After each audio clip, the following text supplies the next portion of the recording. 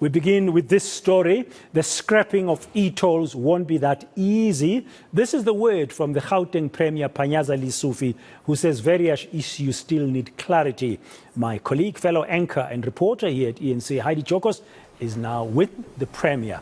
Good afternoon, Heidi. I understand Mr. Lesufi is with you. He did address the media a little bit earlier, outlining the kind of process that is involved in getting there in terms of scrapping of the e-tolls.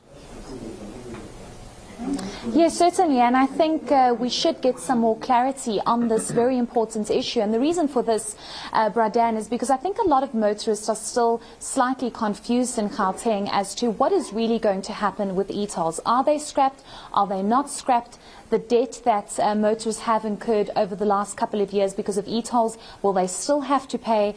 And just the overall status of e-tolls. And we are joined by Gauteng Premier Panyaza Lesufi. Thank you so much for your time, Premier. We do appreciate it. I think a lot of motorists, and even just looking at social media in the last hour or two, are still very confused. And they're trying to understand what this all means, whether or not e-tolls are scrapped, and how the province is going to take on that 30% debt. Perhaps just give us some clarity. Thank you so much for the opportunity.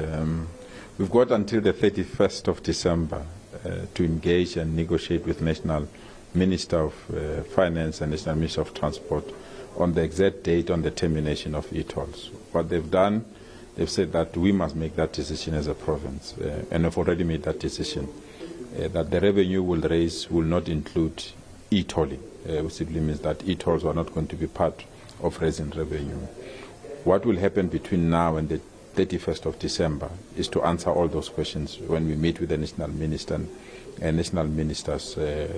What about people that have paid, and what will also happen to the road infrastructure, the maintenance of the infrastructure, and the gazetting, because we need to gazette. If you say there's no longer e-tolls, because the way gazetted is e-tolls, if there are no longer e-tolls, who's responsible to pass the gazette? So when we conclude those technical things, we'll be in a position to have that certainty. But from our point of view as Gauteng, e-tolling is not an option that will utilize to raise the 30% funding. And if it's not an option, it means that there will be no e-tolling. I want to ask you about how much the 30% of the debt that the province has agreed to pay off is. Are you aware of how much we're looking at here? That's exactly the point that we want to meet with the national minister. They said 30%, and we say open the books. Let's understand what is this 30%. And if we know what is this 30%, then our revenue method will kick in. Off of now, we know the principal debt is 47 billion. And of the 47 billion, we don't know whether the interests that are outstanding or we renege on some of the payments and where we are. When we get that certainty and clarity, we will be in a position to calculate our 30%.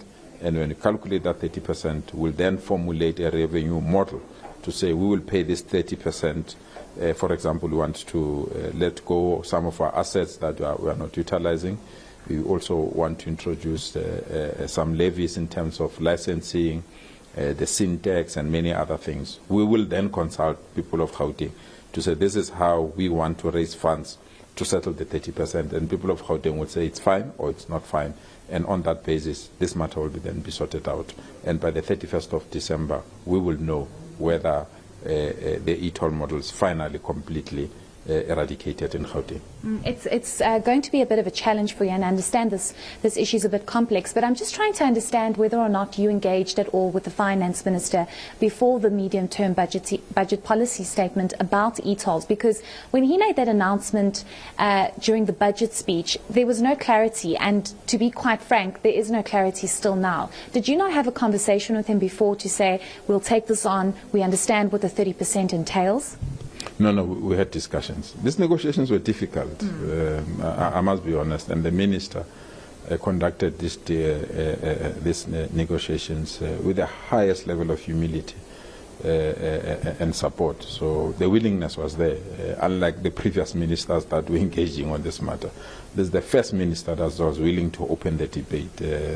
Other ministers said, user pay principle, no debate, no discussion. This minister said, let's open, let's discuss. And we took advantage of that, and hence the resolution, and hence he even went to put this in his statement. So we want to thank him. The former Premier David Makhura led this battle, I must be honest, with his team, so we can't take them out. There are community structures like OUTA and other things. So we have to bring everyone back now that we've got this 30% to say, let's calculate it, and on the basis of that, know what is safe. The minister, we invited him to our cabinet Lekgotla last week. He came to address our cabinet Lekgotla, and that's where some of these decisions were taken and finalized. I want to ask you about whether or not motorists are really is the burden of paying e-tolls really taken away from motorists? Because if you're saying that you are going to look at other possible ways of collecting revenue and you're going to go to residents of Gauteng and say, this is how we look at doing this, they're going to say, well, we're not actually off the hook. We are paying in some way, it's just not in an e-toll structure. I don't think it's true, because motorists were not opposed to paying for that loan. They didn't like the model of e-tolls. No one said you don't want to pay back the debt. It's just that they didn't want to pay the debt through e-tolls. So if you find an alternative method and you consult on that alternative method and they accept it, then we'll know the form of payment. There's no one that said we don't want to pay even a cent, we don't want this thing. People said the e-toll model was not proper, was not correct, because these are national roads, and therefore we can't be punished because these roads are in Gauteng. Everyone from Eastern Cape, Western Cape, Northern Cape, they pass through Gauteng. Why should be Gauteng people that must pay this? Now that National will pay 30%, we Gauteng must pay 30%. We need to find a model and a method that is acceptable, hence the consultation, because we don't want to commit the same mistake and come out with another method where people say we don't want it. Let's consult, find sufficient consensus, go back to National, sign on the dotted line in terms of the MOU. After signing on the dotted lines, then Sanral and Transport will pass legislation or gazette the legislation that finally and completely eradicate e-tolls in Gauteng. That's the process. We have until the 31st of December to finalize. Premier, I know you are newly elected, but I have to ask you this question. Many are saying that this is a political decision, given the positioning of the ANC in the province. Was this a political decision, or do you think that this was just something that had to happen because e-tolls has been lingering over with a lot of uncertainty for some time? It's an economic decision, I must be honest. I'm one person that doesn't like uncertainty. And there are lots of, we'll make an announcement in the next 3 weeks or so. There are lots of things where we are uncertain, and e-tolls was the high on the list. So now that we've concluded it, we'll finalize. There's an hospital called Anglo Ashanti. There is uncertainty. There's a hospital in Kempton Park. There is uncertainty. There is a school where it was built in a wetland. There is uncertainty. So I'm in the process of removing all those things that are in my inbox that are uncertain. And e-tolls was high on the agenda. And if it's a political decision that we've taken, I don't think so. I really feel it's an economic decision. You can't have a principal debt of 47 billion that is not paid, and we've already paid 26 billion on interest, and then the number of defaulters are increasing. You need 5 billion to maintain this road. Where will that money come from? If we don't know, then we're folding our arms, we think it's good. It's not good. It's great. This is a time bomb that was going to explode at any time. So we have just come in as leadership to ensure that there's uncertainty, because we want to defeat uncertainty in our administration. And one of the things that was uncertain was e-tolls. Now that we are certain, we know we've passed this particular road. Okay, just last question. We'll know and we'll have more clarity. After we've met with the national ministries. Okay. And we have to have this decision by the 31st of December. Okay, great. Thank you so much for your time, Premier. We really do appreciate it.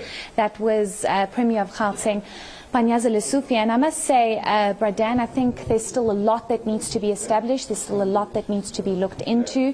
Having asked the Premier the question as to whether or not they had discussions with Finance Minister Ido Konongwana before the medium-term budget policy statement, he says discussions were had, but it seems as though the finer details as to how much that 30% debt is, how much the 70% debt is that National will be taking over, it seems as though that's still uncertain. And when I had asked the Premier as to whether or not motorists are now not going to have to be worried about paying for e-tolls, it seems they will have to pay in some way or another with other kinds of levies, but motorists will find out sooner or later. Residents of Gauteng will find out sooner or later. So I must say I'm still a little bit confused about e-tolls, but hopefully there will be clarity in the next coming weeks.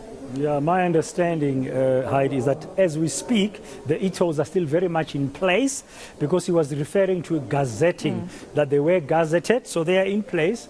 Meanwhile, they'll be consulting, as he said, with various stakeholders, National Treasury, National Transport and others, and civil society organizations like OUTA, ahead of the 31st of December. And then once they know all those details, including how much is this 30% that Gauteng has to pay back, and then they'll make a decision about what model to use going forward. For me, Heidi, that's going to be the tricky one. What model are they going to be used for you and I to continue paying off this debt? Thank you very much, Heidi Giokos. Was talking there to Panyaza Lesufi, the Premier of Gauteng. Very interesting thing. I wonder what OUTA would make of all of this, because the likes of OUTA have campaigned actively against the e-tolling system in Gauteng, and they also made suggestions or recommendations or proposals, choose whatever word you'd like, about the best way to fund the upgraded national roads that pass through the province of Gauteng. It's going to be interesting what model in the end will emerge.